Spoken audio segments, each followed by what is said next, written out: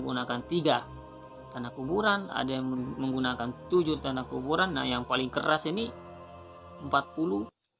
Bismillahirrahmanirrahim. Assalamualaikum warahmatullahi wabarakatuh. Alhamdulillah bertemu lagi bersama saya host Daeng di channel kita Jejak Orang Malam. Salam hormat dari saya, salam persaudaraan dari saya. Semoga suatu saat nanti kita bisa duduk bersama, ngopi bersama, ngobrol bareng, dan silaturahmi bersama sehingga kita bisa menjadi saudara. Alhamdulillah sahabat, konten kali ini saya akan membahas tentang santet tanah kuburan atau media yang menggunakan tanah kuburan. Walaupun di sini saya bercerita, saya bukan siapa-siapa, saya bukan ulama, saya bukan habaib, saya bukan ustadz, tapi insya Allah sebagai praktisi atau sebagai spiritual, ya alhamdulillah yang saya ketahui, alhamdulillah saya akan berbagi untuk sahabat-sahabat semua. Untuk sahabat, kenapa saya bisa tahu santet atau media tanah kuburan ini?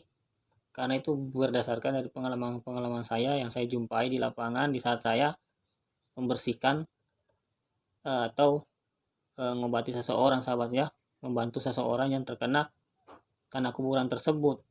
Jadi dari situlah saya kuak, saya cari, saya ambil ceritanya, misteri dari tanah kuburan tersebut, sehingga saya paham sahabat ya, bukan berarti saya pelaku, karena netizen ini bahaya. Seperti itu sahabat. Untuk sahabat-sahabat semua, kenapa saya perlu membahas ini? Karena ini kacau, kejam. Walaupun ini sudah zaman modern, tapi masih ada aja orang yang mempunyai iri-iri hati, sifat dengki. Tidak memikirkan surga orang-orang seperti itu, sahabat, mikirkan duniawi aja sebenarnya. Jadi santet tanah kuburan ini atau media tanah kuburan ini biasanya digunakan oleh orang-orang praktisi ilmu hitam atau dukun lah kata gaulnya. Untuk yang pertama, menghancurkan rumah tangga seseorang, yaitu dengan cara dia ditebar atau ditanam di depan rumah seseorang tersebut, sehingga yang berkeluarga tersebut ini dikit-dikit cekcok, dikit-dikit berantem, hal sedikit dibahas berantem, pokoknya hawa rumah itu panas sahabat, seperti itu, sehingga dan akhirnya mereka panas dan akhirnya berpisah, seperti itu. Itu yang pertama, penghancur rumah tangga seseorang. Dan yang kedua, sebagai penghancur atau penutup usaha dagangan, apapun itulah yang jelasnya dagangan, jualan makanan lah, apa itu ya berhubungan dengan berdagang. Biasanya orang-orang tersebut menggunakannya ya sama perlakuannya, kalau tidak ditanam di depan dagangan tersebut, jualan tersebut, ya ditebar, seperti itu sahabat. Dan biasanya kalau orang sudah terkena tanah kuburan ini, ya usahanya itu, atau kalau orang biasanya jualan-jualan makanan itu, jualan-jualan makanan, biasanya makanan itu cepat basi. Kemudian orang enggan atau malas atau tidak mau mampir ke tempat warung tersebut. Contohnya nih, kita lewat, kita cuman ngelihat aja, tidak ada niat untuk mampir karena itu sudah ditutup. Jadi pandangan kita itu sudah tidak ada niat untuk ke situ, seperti itu sahabat. Tuh. Kemudian yang ketiga, menutup lahan. Biasanya orang menggunakan itu untuk menutup lahan biar tidak laku atau tidak bisa dijual, tidak ada orang yang membeli sahabat. Contohnya ya kan, saya nih punya tanah ya, saya punya tanah, ada orang yang mau beli, cuma saya belum pengen menjualnya. Kemudian orang tersebut datang ke orang pintar, bagaimana caranya tanah saya ini tidak laku. Kemudian tanah saya ini harus dijual ke orang tersebut tadi. Yaitu caranya itu ya biasanya tanah kuburan ini dibungkus kain tertentu, habis itu ditanam di lokasi tersebut.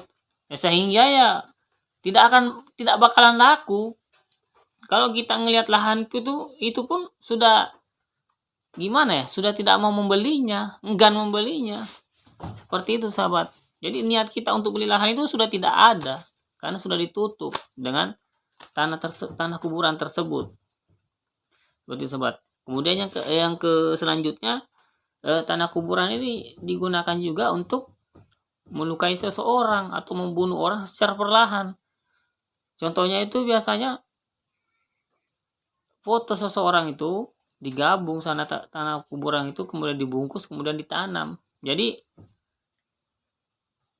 lama kelamaan orang itu sakit lama-lama kurus dan akhirnya innalillahi. Seperti itu sahabat.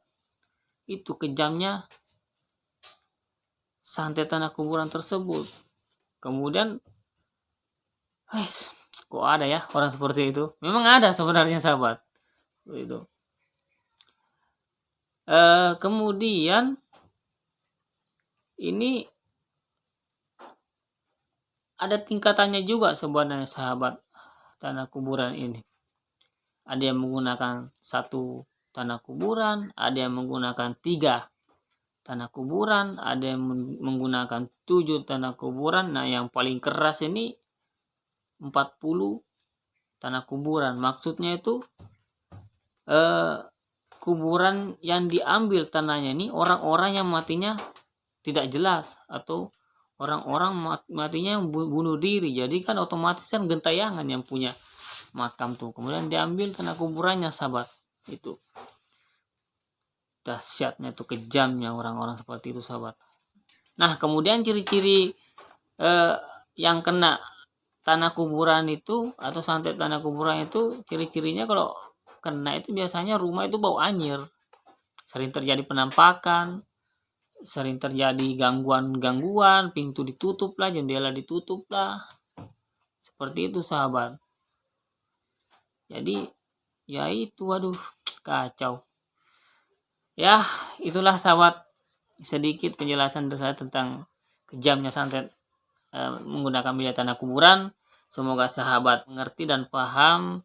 Kurang lebihnya seperti itu yang saya ketahui. Dan di sini saya tidak akan menjelaskan caranya untuk menetralisir tanah kuburan tersebut itu sahabat. Soalnya walaupun saya kasih tahu caranya itu belum tentu sahabat semua paham, kecuali orang tersebut sudah memiliki kemampuan spiritual sahabat. Jadi pesan saya untuk sahabat-sahabat yang mungkin salah satu yang saya sebutkan itu ciri-cirinya terjadi, ada, silahkan cari orang-orang yang mengerti di bidang spiritual. Ingat, yang mengerti dan paham di bidang spiritual, bukan orang-orang yang hanya mencoba.